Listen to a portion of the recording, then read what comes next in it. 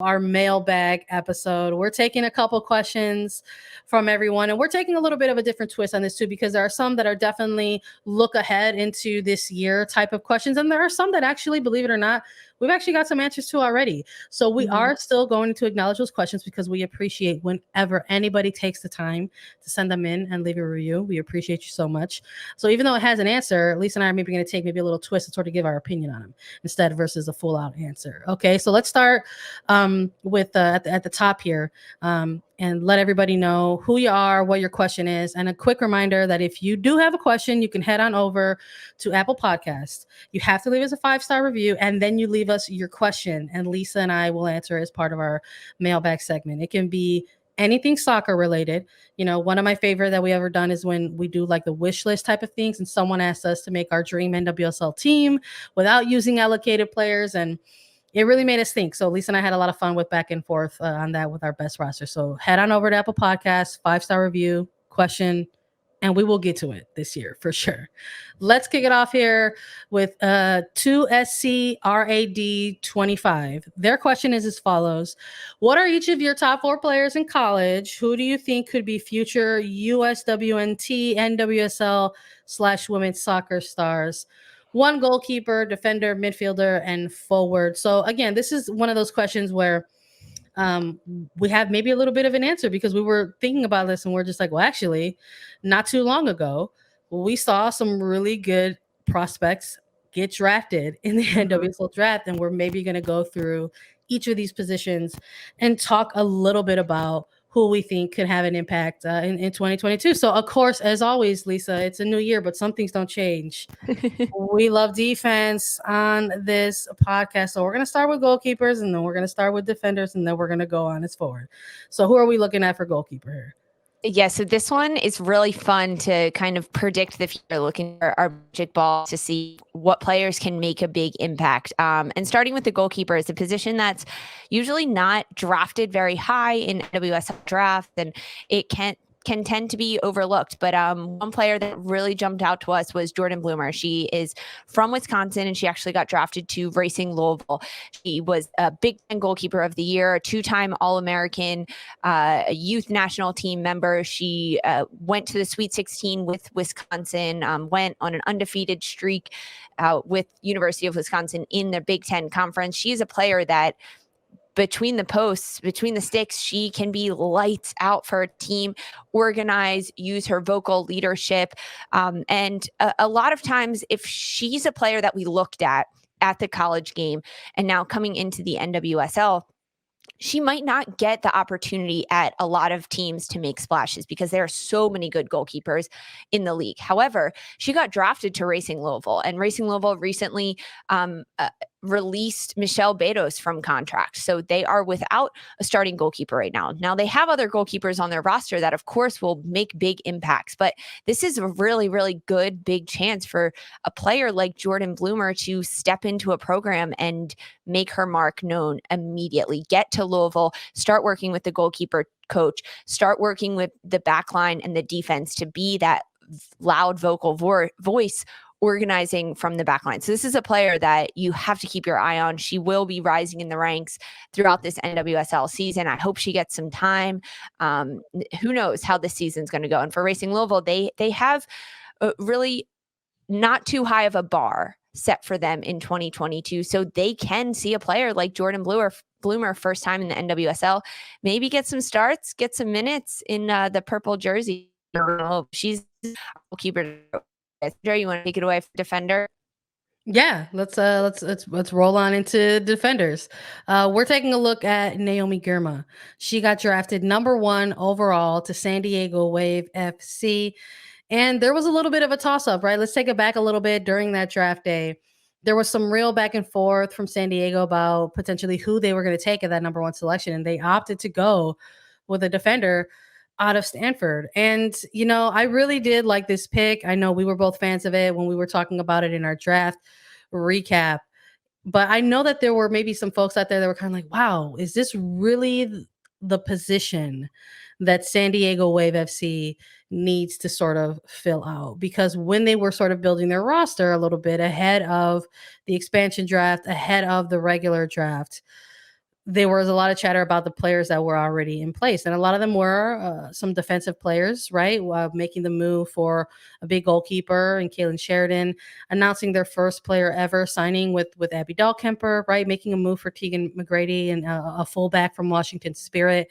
And then having the expansion draft and choosing somebody like a Kaylee Real, right? So still picking defensive minded players. So we're big on Naomi Girma here, but we're a little bit curious as to how Casey Stoney is going to utilize this particular player on the pitch with San Diego Wave FC. Is this a player who they see, really sort of competing for one of those center back duo positions, right? Or is this a player that they're going to have conversations with about potentially playing a little bit higher in the pitch? Maybe, perhaps somewhere in that defensive mid role.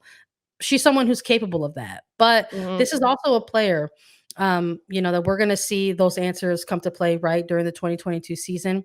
But Girma is someone who's got a lot of experience. She's coming off of that very successful collegiate career with Stanford, right? Had a massive comeback year after a torn ACL, but she's also had a ton of experience at the youth level as the youth national teams. So she is someone that I think is, has a very, very high ceiling, who with the new expansion team has the potential to continue to sort of build up and develop and get those looks maybe at the senior national team level. So I'm going to be looking for this defender to possibly get some time with San Diego in 2022. I would not be surprised at all if we see Girma get a lot of time. We even talked about maybe her being on our wish list for the U.S. Women's National Team January camp, Sandra. So this is a player that really sky's the limit for her. It just depends if she's given that chance. So we have our goalkeeper, our defender, midfielder. This is you touched on this. Was she going to go number 1 overall in the NWSL 2022 draft? Was she not? And ultimately, she went to Racing Louisville. It's Jaylen Howell, FSU national champion. She went to Racing Louisville. She is a defensive midfielder. She plays that holding 6 position. She is a fantastic player that I will see time at Racing Louisville. She could even get some starts. Racing Louisville has another young player alongside them. We talked about earlier is Emily Fox, an outside defender. So Emily Fox can maybe show Jalen Howe a little bit of the way where things are going to go with the team. But Jalen Howe, a player that can be a big personality in the middle of the field for Racing Louisville, because she can play that defensive position, break up opposition's transition, get stuck in, make hard tackles, and then win the ball and really spray it out. She has great vision of the field to break lines with one pass and be a player that can really change the game. And if she's getting minutes right when she steps onto the field at Racing Louisville, that will be huge for her and her development with the national team. She definitely has youth national team experience, but she also has senior national team experience. She made it out to the January camp in 2021 last year. So we could see her there again. She's on our wish list as well to head to the 2022 U.S. Women's National Team January camp. And this is a player and a position at the senior level for the U.S. Women's National Team, that defensive midfielder that does need to have depth, because we saw in the past, if a player like Julie Ertz gets hurt, you need someone to step in automatically, and it can't always be Lindsey Horan. We need Horan higher up the field. We have Andy Sullivan now stepping in, but Jaylen Howell could be a perfect fit for the senior U.S. Women's National Team, slotting into that midfield unit. So she's our midfielder standout player that we're going to point to. I think for the forwards, I think we were both in agreement when we were taking a look at each of these areas positionally, that we're going with Mia Fisher, who was recently drafted by Orlando Pride out of UCLA.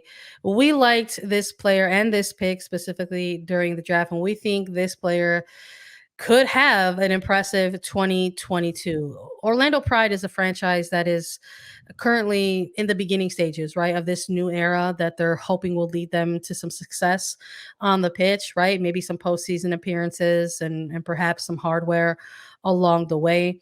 And they first sort of signaled that change, right, with the new ownership in place, and started making some adjustments at the administrative level, and then bringing in a new head coach in Amanda Cromwell. And that's part of the reason why we have this forward selected to sort of at this position to sort of have potentially a really strong 2022.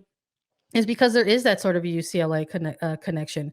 Mia Fishel was viewed as maybe one of the top forward prospects going into that draft, and then sort of fell to number 5. And that sounds kind of a funny way to say fell to 5 because 5 is still a pretty high order in the ranking. But it was just sort of a little bit of fate, maybe, that both of these two parties were sort of reconnected, with Cromwell having those long-standing ties to UCLA, and Mia Fishel coming out after about 3 years or so with the Bruins, and now going to be reconnected in Orlando with Cromwell. And it was a good pick because this was an Orlando team that lost offensive pieces during that sort of chaotic time ahead of the expansion draft. Bid farewell to Alex Morgan, their star forward who was with them for 6 years, to San Diego, and also Jody Taylor as well to San Diego. So really the sort of central standout kind of forward right now is Sydney Leroux. So it was kind of like, well, what's going to happen with that, that front line, that attacking front line? And I really do think that there's an opportunity here for this player to get time with Orlando Pride and maybe do some impressive things on the pitch. There's always going to be that moment of transition, right? When these young players make that leap to go pro. But I think it's going to be very, very advantageous for this player to have somebody who is familiar with them and their game, and somebody who knows how to coach them and how to get the best out of them and how to respond to them. So I'm looking forward to seeing what Mia Fishel can bring in 2022 at the forward position. It's really the best of both worlds for Fishel and for Cromwell, because Cromwell needs to make an immediate impact with this team as Orlando has kind of been dubbed as a rebuilding year for them, and to have a player that she knows very, very well in Fishel, and Fishel will probably have a better chance of seeing time on the field because lack of depth at the forward position, and because she knows Cromwell so well. So yeah, these are our top young superstars that we could see rising the ranks in NWSL and US Women's National Team. Goalkeeper Jordan Bloomer, defender Naomi Girma, midfielder Jaylen Howell, and forward Mia Fishel. So catch these guys in 2022. They will be making impacts for sure.